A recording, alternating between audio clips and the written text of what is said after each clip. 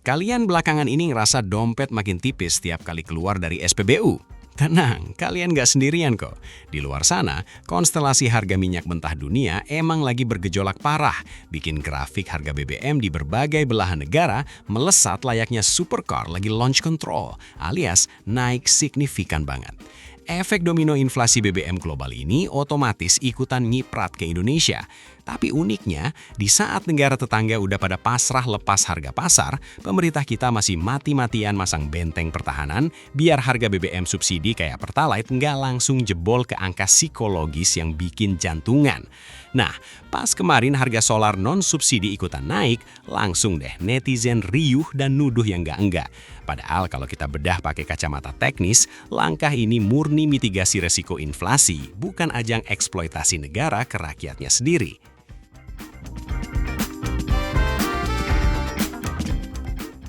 Gini, kronologi logisnya biar kita nggak gampang kemakan hoax. Pemerintah itu sebenarnya lagi main catur makroekonomi yang rumit banget buat ngejaga napas APBN kita. Coba bayangin, kalau harga bensin non subsidi sekelas Pertamax yang dipaksa naik drastis menyamai lonjakan harga dunia, skenario terburuknya udah ketebak, shifting massal bakal terjadi. Pengguna mobil yang harusnya sadar diri pakai RON 92 bakal putar balik dan ikutan ngantri di jalur Pertalite. Efeknya, kuota Pertalite yang udah dijatah ketat dan disubsidi pakai uang negara bakal langsung bocor dan bengkak sebelum waktunya. Jadi, daripada bikin panik lini bensin yang konsumsinya masif di kendaraan pribadi dan berujung membebani APBN secara brutal, penyesuaian di sektor solar non-subsidi ini diambil sebagai katup penyelamat biar roda ekonomi tetap menggelinding tapi kas negara nggak ikutan jebol. Yuk kita breakdown. Kali ini kita mau ngebahas satu topik yang lagi anget-anget kuku tapi berpotensi bikin dompet kalian bernapas lega, yaitu soal keseriusan pemerintah kita tercinta yang lagi ngebut buat merealisasikan penggunaan biosolar B50. Nah, catat tanggal mainnya nih, kabarnya bahan bakar baru berbasis nabati ini dijadwalkan bakal resmi hadir dan mulai diperjualbelikan secara massal pada tanggal 1 Juli mendatang loh.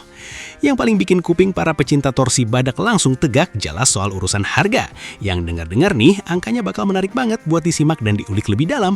Jadi mending kalian duduk yang manis, siapin camilan, dan tonton ulasan lengkap video ini sampai selesai. Siapa tahu ini bisa jadi angin segar sekaligus solusi paling mutakhir atas segala polemik drama harga bahan bakar diesel yang belakangan bikin pusing kepala Barbie.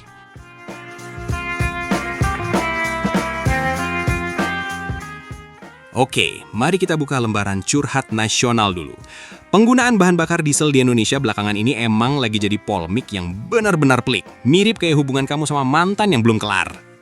Gimana nggak jadi drama coba kalau tiap kali kita masuk ke SPBU, mata kita langsung disuguhin sama angka-angka di papan harga bahan bakar non-subsidi yang rasanya makin hari makin melambung tinggi ke angkasa. Buat kalian, para owner mobil bermesin diesel modern yang standarnya udah tinggi, opsi yang tersedia di pasaran tuh benar-benar menguras kantong secara ugal-ugalan. Sebut aja nih produk andalannya Pertamina kayak Dex Lite dan Pertamina Dex yang harganya sekarang udah sukses bikin para sobat common rail garuk-garuk kepala padahal kepalanya nggak gatal. Mau beli biosolar biasa yang disubsidi, ya selain ngantrinya sepanjang jalan kenangan, kasihan juga sama komponen fuel injector mobil kalian yang harganya bisa bikin nangis di pojokan kamar. Makanya, gak heran kalau sekarang banyak banget pemilik kendaraan diesel yang mulai pelimpungan dan muter otak demi mencari alternatif bahan bakar lain yang jauh lebih terjangkau tapi nggak bikin mesin jebol.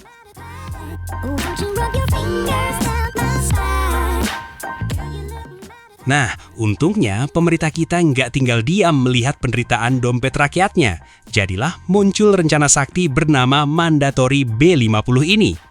Pemerintah secara ambisius berencana mengimplementasikan biodiesel B50, yang artinya bahan bakar ini punya kandungan 50% minyak nabati murni yang diekstrak langsung dari kelapa sawit lokal kita. Langkah berani ini digadang-gadang bakal jadi solusi yang jauh lebih efisien dan mandiri dibandingkan dengan formula B35 yang sekarang lagi beredar di pasaran.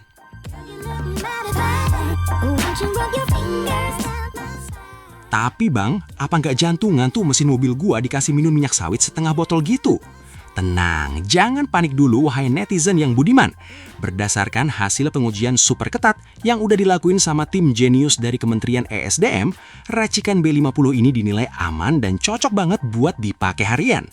Hebatnya lagi, uji coba ini gak cuma berlaku buat satu jenis mobil aja, tapi kompatibel buat berbagai jenis mesin diesel, mulai dari mobil lansiran lama yang tangguh sampai mobil keluaran baru yang serba sensitif. Biar gak dikira hoaks, mari kita absen satu persatu mobil penumpang apa aja yang kemarin dijadikan kelinci percobaan sama pemerintah dan terbukti lolos sensor. Di barisan mobil sejuta umat para penguasa lajur kanan, ada duet maut Toyota Fortuner dan Mitsubishi Pajero Sport yang pastinya gak absen ikutan tes minum B50 ini. Gak ketinggalan, ada juga Isuzu MU-X yang terkenal dengan jargon rajanya diesel, serta kabin ganda tangguh nan nyaman sekelas Nissan Navara yang juga ikutan disiksa dalam pengujian. Nah, yang paling unik dan agak plot twist nih, mereka ternyata juga masukin Suzuki R3 diesel ke dalam daftar uji coba. Gak nyangka kan, MPV imut berteknologi mild hybrid zaman purba itu ikutan diajak nongkrong bareng cumi-cumi darat.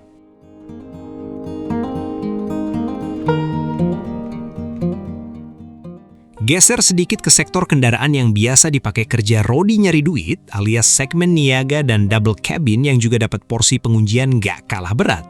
Nama-nama besar kayak Toyota Hiace yang biasa jadi andalan travel antar kota, sampai mobil pekerja keras legendaris sekelas Toyota Hilux ikut masuk ke dalam pusaran uji coba B50 ini. Bahkan jagoan baru yang mukanya kotak-kotak retro menggemaskan, yaitu Toyota Rangga, plus rival abadinya dari kubu 3 berlian Mitsubishi Triton, juga dipastikan aman sentosa nenggak bahan bakar sawit ini. Sekarang kita masuk ke menu utama yang paling kalian tunggu-tunggu dari tadi. Mari kita bahas aspek harganya yang katanya seksi banget itu. Secara proyeksi, B50 ini emang diset buat jadi opsi yang jauh lebih menarik dan ramah kantong kalau kita bandingin langsung sama harga bahan bakar non-subsidi yang harganya udah mirip-mirip tiket konser. Meskipun estimasi harganya diprediksi bakal bertengger di angka sekitar 14 ribuan per liter, angka ini jelas masih terasa jauh lebih masuk akal ketimbang kalian harus beli Dex-Dexan yang harganya bikin elus dada tiap awal bulan.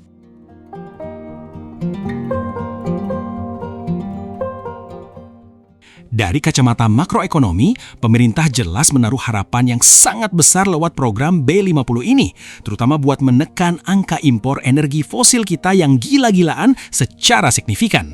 Tapi ya, namanya juga hidup, gak ada yang benar-benar sempurna kayak spek mobil konsep di pameran otomotif.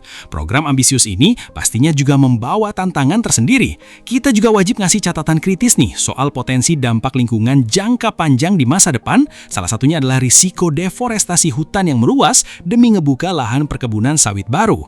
Jadi, gimana menurut kalian soal B50 ini? Tulis pendapat kalian di kolom komentar di bawah ya.